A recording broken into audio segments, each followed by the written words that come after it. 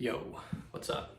Part 2 of our positions, velocities, and accelerations topic, right? I'd like to elaborate on a few things in this video, not necessarily super important to calculus, but we're gonna kind of look at a few new future concepts. You might already kind of get some of them and be familiar with them by now. Positions, velocities, and accelerations are really great example of the applications of derivatives. We're gonna talk about more of this in a few more videos. Got a few more things to address before then. But we're going to elaborate on some things, as I've already said a million times by now. So first of all, last video I used I used examples like d, dx a lot to kind of express these functions. And while that's not necessarily wrong, most of the time when we're dealing with these three types of functions, we're going to be using a variable t for time.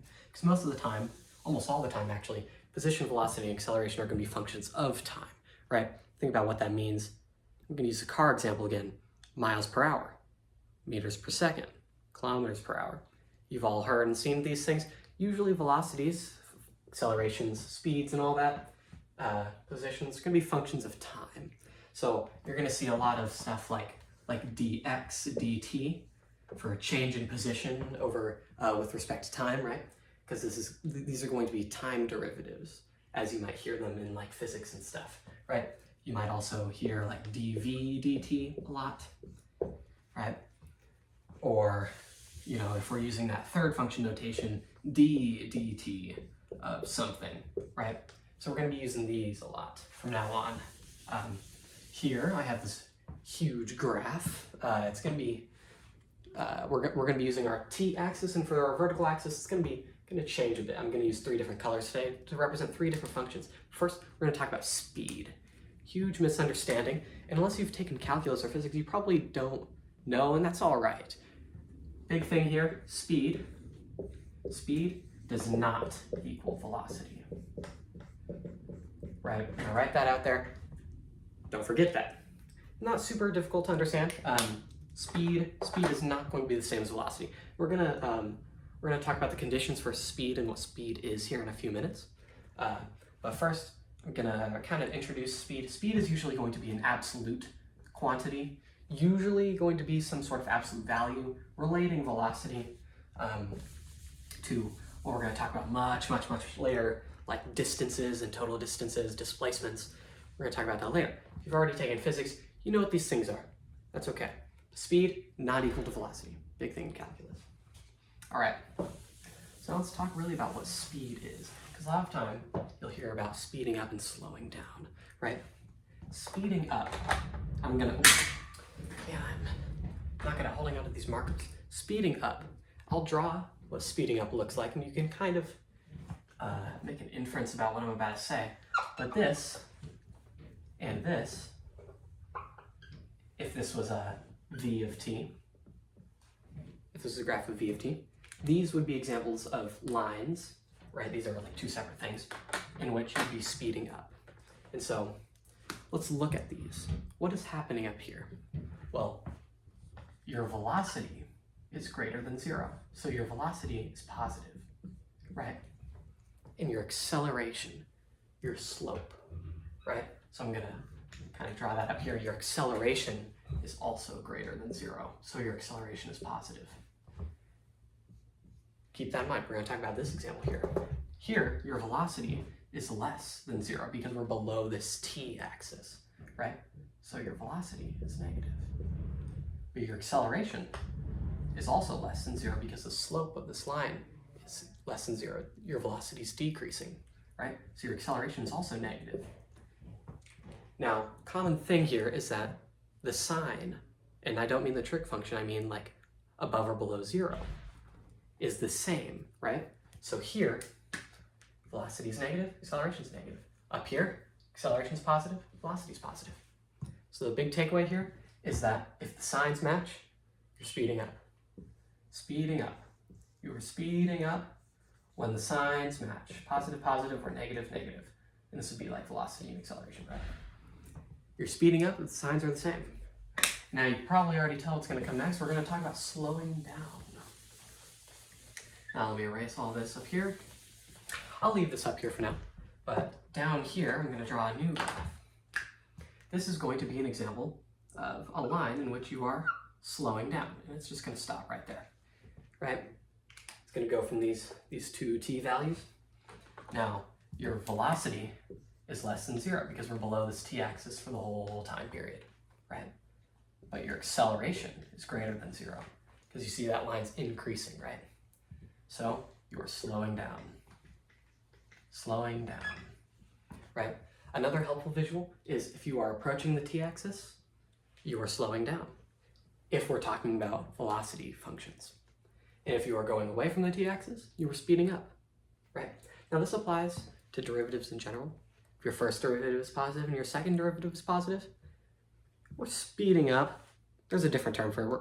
We're not going to get into that now, but kind of a good example here, right? Speed, remember, and as we can tell, speed is not equal to velocity just from this, right?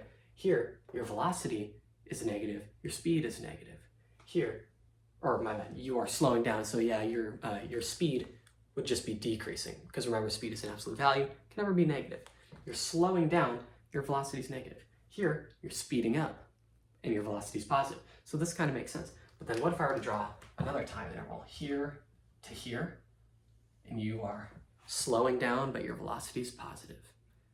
So, or even like this interval here, in which your velocity is negative, but you're speeding up. So, big takeaway there. Speed not equal to velocity. Speed relates acceleration and velocity together, right? So now, lastly, we're going to kind of wrap everything up, and we're going to talk about how position, velocity, acceleration all relate graphically. I'm going to use pretty, hopefully well-drawn example here. In black, I'm going to draw position graph. In red, I'm going to draw velocity graph. And I'm actually going to draw that velocity first. You'll see why. We are going to start here, t equals 0. We are going to just go kind of up and to the right, positive in both directions. So, what can you see here? For this portion, we are slowing down. For this rest of the graph, we are speeding up. Okay, so that's just something you can observe. We're not really going to talk about that anymore. We're going to talk more about this point right here, where your velocity, here your velocity is less than 0.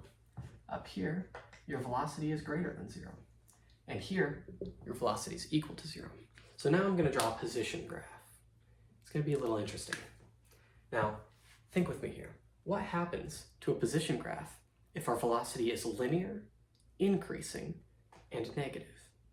Okay, well, the derivative of a parabola function would output some sort of linear function, right? So I'm thinking that our position is going to look like a parabola, some sort of squared function, right? And our velocity is negative, which means our slope is negative in our position function. So we'll be decreasing. I'm going to start right here, because it really doesn't matter where we start. I'm going to start the position graph, x of t, right here. And we're going to draw this first half. It's going to look something like this. Okay. This point is very important. We'll talk about that more later. It relates to tangent lines, some stuff we talked about last video. Right? Now we're going to draw the second half of this graph. Now our velocity is positive, so the slope of our position graph should also be positive. Boom. And so I'm just going to end it right there. Probably cut this graph off too, right? But, right. Now, third thing, I'm actually just going to draw acceleration real quick. And you'll see it's pretty interesting. Can't really infer much, at least at this point in calculus, about an acceleration function, but it's going to look something like this, right? It's just going to be a straight line at, and this would be acceleration. Oof, my marker's running out. It's going to be just a straight line, straight value. Your acceleration is going to be constant, right? Because if you were to take the derivative of this linear velocity, you just get a constant, right? So acceleration doesn't really matter a whole ton, but the relationship between velocity and position really does. Let's talk about this point here. If you were to think about our tangent line video a while ago, we talked about what your function is doing, what your tangent line, right, would be doing as this function goes on. We see right here, we will have a horizontal tangent line, right? Horizontal tangent line at the shared point where velocity is equal to 0 and your position function has what we call a peak or a valley, right? It kind of curves back up there. This would be the lowest point on your position graph, right? Big important thing. When your velocity is equal to 0 there, you're going to change direction of your movement, right? And if you think about that like in real life, like applicably, if my velocity would be positive, let's say velocity positive is this way, and now velocity negative is this way. So now my velocity is negative, now it's positive. See, I'm changing direction when I go from positive to negative. That's what happens here. And we have a horizontal tangent line when we hit that peak. Remember, horizontal tangent line is going to mean your slope of that tangent line is equal to 0, which makes sense because our velocity, which is the derivative position, is equal to 0. All right. Now, that's all I have for content today. To wrap it all up, time is a continuous function. Forgot to say that earlier, I believe, but time is always going to be continuous. So time is a continuous function, and it's going to be what we mainly use when we're talking about position function and acceleration, which we're not going to talk about a whole ton in the future, but just be prepared for your input value to not be x, because we're not always talking about x and y. Sometimes we're talking about t and v, or t and a, right? And now this kind of talks about more stuff we'll talk about later in a few videos, but horizontal tangent lines, when your velocity is equal to 0, remember that I called that a critical number a while ago, I believe in our tangent lines video. Yeah, so we're going to see a lot of dx dt. Be ready for that. Remember, speeding up and slowing down. Speed is not equal to velocity. Speed relates acceleration to velocity, actually. Here, we're going to be slowing down since we're approaching that t-axis. Here, we're going to be speeding up since we're going away from that. And it reflects in our position graph, too. I have to kind of slow down as I prepare to turn around, then I can speed back up again. So, thank you for joining me for the part 2 of this position velocity acceleration video. Goodbye, class.